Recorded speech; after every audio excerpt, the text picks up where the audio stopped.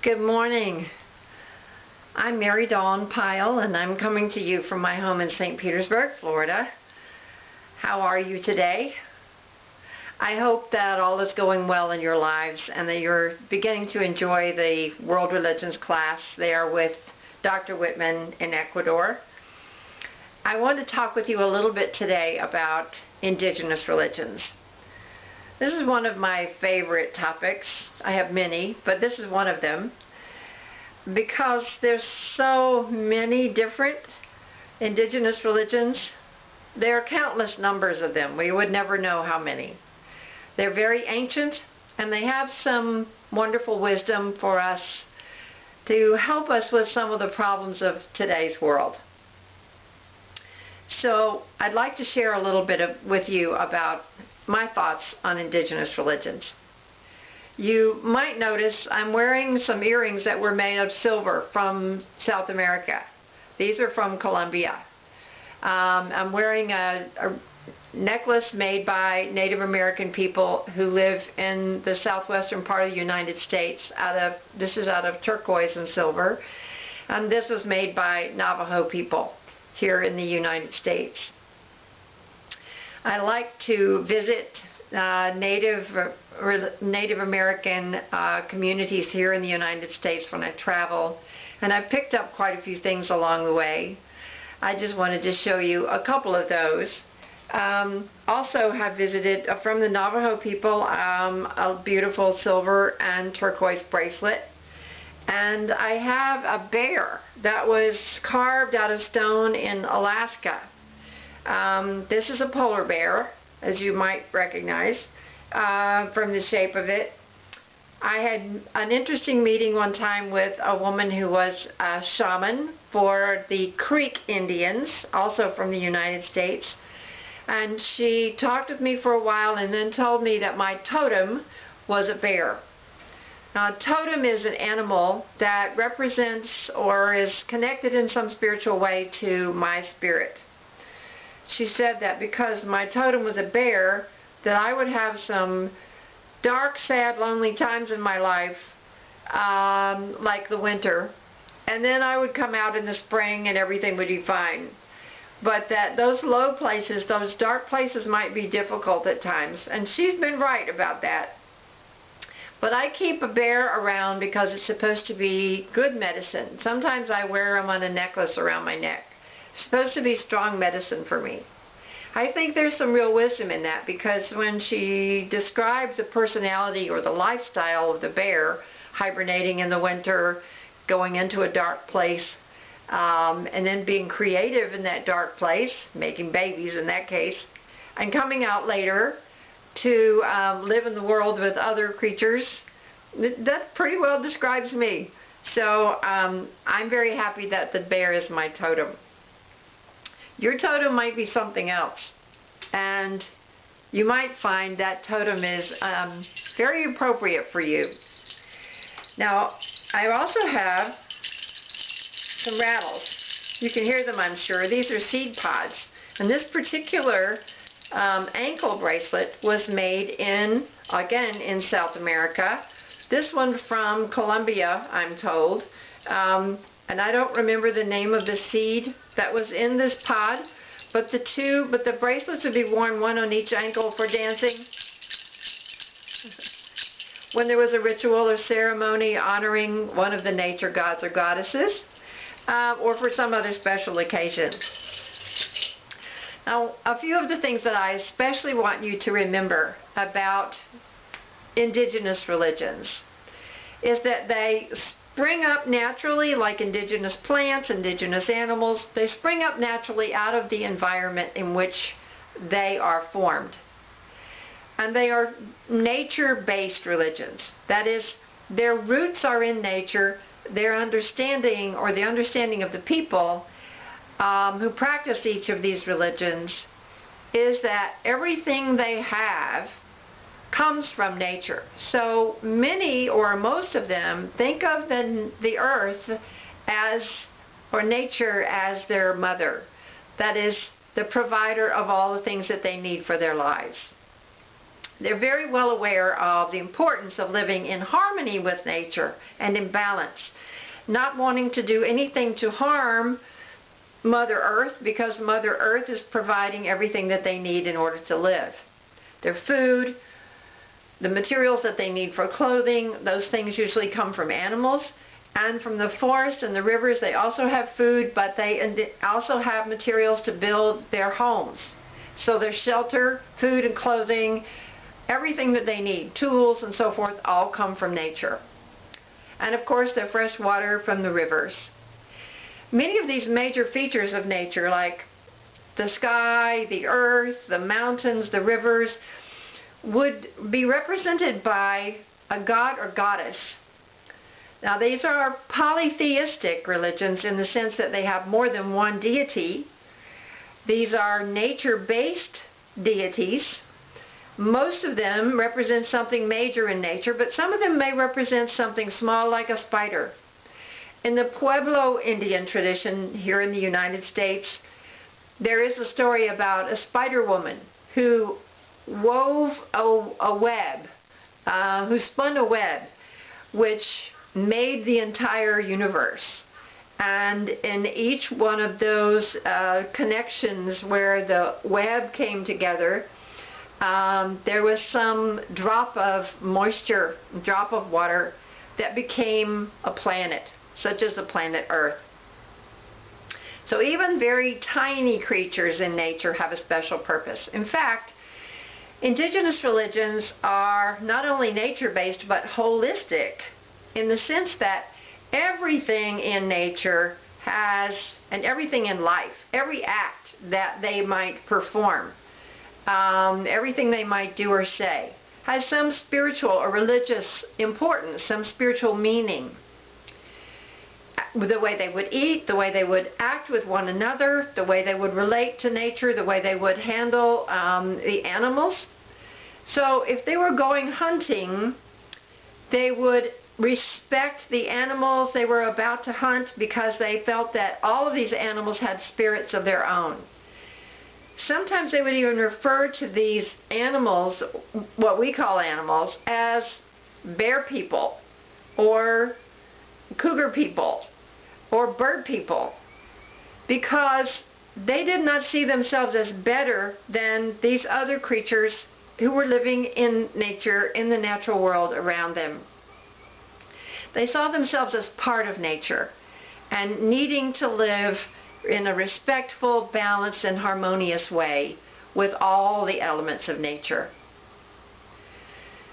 Now, there are also other ways of thinking about indigenous religions, in that they are oral traditions. That is, they don't have any writing. These religions are so ancient, tens of thousands of years old, perhaps even much longer. They started in every continent on the planet Earth except one. You might guess that would be Antarctica. But in every other continent, there's evidence that people so far back in time, tens of thousands of years at least, were trying to understand their world. They were trying to understand why floods happened, why volcanoes happened, why earthquakes happened.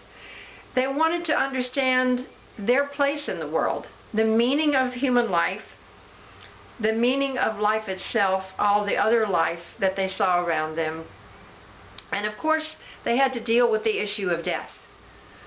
But in these indigenous religions, they didn't see life as starting here and running along a straight line and stopping over here somewhere.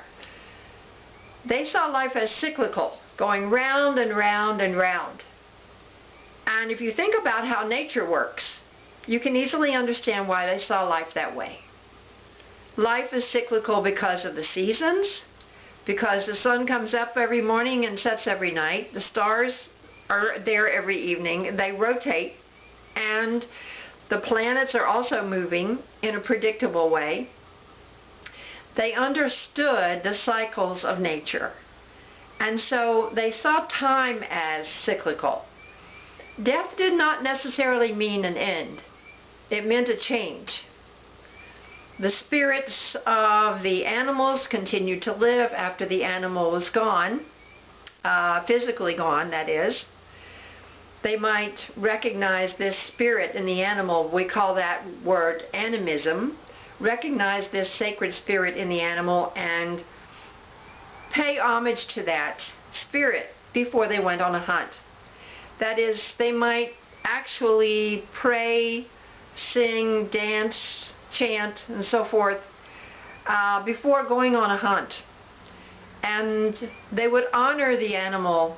And say the bear, for example, they might say, bear spirit, I recognize you, I honor you, and I'm sorry that I need to take your life to feed my people. But I thank you for giving up your life so that my people can live.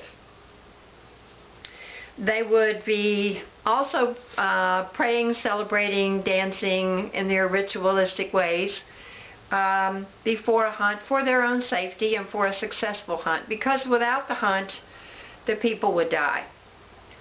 So the spirits of the animals lived on after the body of the animal was gone, and the body of the animal would be used in every possible way. Every piece of the animal would be used. Nothing would be wasted. They would also recognize the spirits of their ancestors as being still present with them, not going off somewhere, never to be seen until later on in your own death, or not in some faraway place, but present right in the community with the people where they are still living. So a burial ground would be holy ground, but the spirit of the people who had lived before, the grandfathers, the great-grandmothers, those people still remained part of the community. Now, this means relationships are very, very important. This is a community, a small community of people who share a religion, they share a way of life, and they share a place. Strong sense of place. And so everything that they do is very important, and every relationship with all of the other spirits, animal or human, are also very important. They must live in harmony and balance with the spirits of their ancestors, as well as with the nature deities and with the animal spirits. Every now and then, some problem might arise. If a flood occurs, or an earthquake, or some other event that causes harm, if there's a drought, if there's a series of illnesses or other problems that occur within the community, these people would probably go to their shaman, their wise man or wise woman, who would communicate directly with the spirits of the ancestors, the animals, and the other nature deities. And the shaman would perform some ritual, would probably go into a trance state, sometimes by using a pipe called a calumet, other times by using some other kind of herb or liquid, tea, for example, called a libation, that the shaman would use to help him communicate, or her, to communicate with the spirits of nature, with the ancestors, and would then come out of the trance and be able to tell the people what we have done wrong to anger the gods and goddesses, or what it is that the gods and goddesses of nature or our ancestor spirits want us to do. They want us to change something or to do something to make our relationship with them more harmonious, to get things back in balance. Those rituals the community might then perform could include dancing and chanting and drumming, wearing costumes, maybe costumes that are made from animals themselves. They might make a sacrifice. Sacrifice could be food, could be an animal. In some rare cases they did practice human sacrifices, but very rarely happens, that very rarely happens today, and was not very common in the past either. Usually it was some other kind of animal or other type of food, or perhaps the sacrifice itself was to dance for 24 hours. If you can imagine, that's a lot of exercise. That takes a lot of energy. So by honoring and respecting those nature spirits and the ancestors, and by listening to their words of wisdom, those spirits would tell, through the shaman, would tell the people what they want them to do. Stop cutting down the trees. You're cutting down too many trees. You're over hunting. You've taken more animals than you needed last year. You haven't paid enough respect to the animal creatures in your area. You haven't honored the rain gods. You haven't honored the mountain goddess or the goddess of the river. And so things have gone out of control a little bit, and now it's time for you to put your relationship back in balance with these spirits so that harmony can be restored and the community can return to a comfortable, peaceful, happy life. Now, there were a lot of challenges for those people. They had to work day to day to survive, hunting and gathering. But over time, they have taught us through their carvings and their paintings and their stories, which have been handed down from generation to generation by word of mouth. They've taught us some things about respecting nature that we need to know. As human beings living today, we know that there are a lot of things we are doing to nature, to our planet, that are not necessarily helpful and will eventually cause problems for us, even if we're not feeling the impact of those problems yet.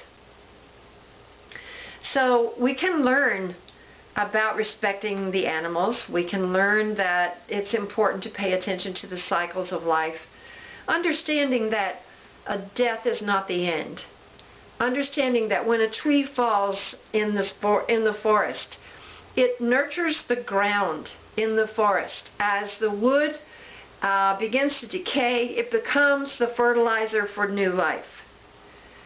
These lessons about life and about death and about the cycle of life, living and dying and living again, the ongoing presence of our ancestors with us, these things are important for all of us today.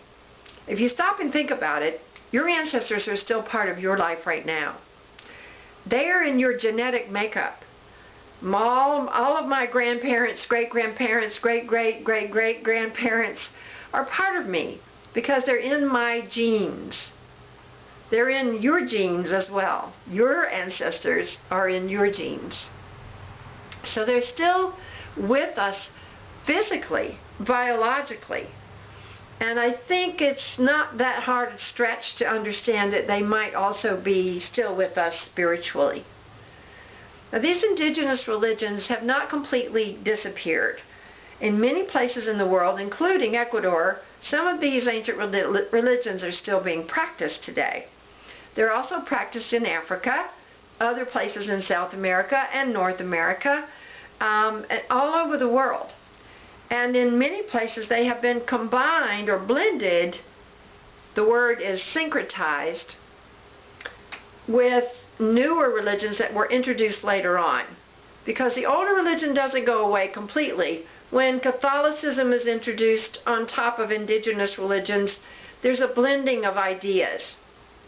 And so Catholicism is different when it's practiced in an area in Africa than it is when it's practiced in a specific area in your country or mine.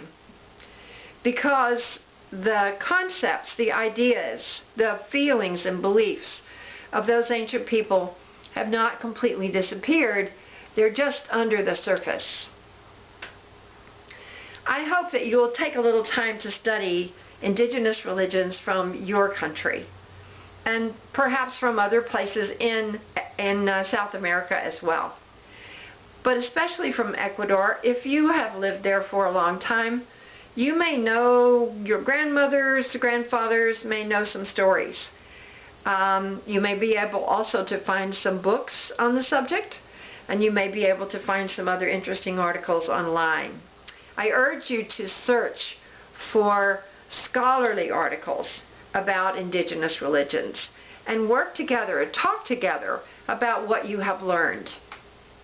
I think it will help you gain a new respect, for a higher level of respect maybe, for the indigenous religions of your country, and that you will be able then to transfer that knowledge and that respect and understanding into your own heart, and let it become part of you.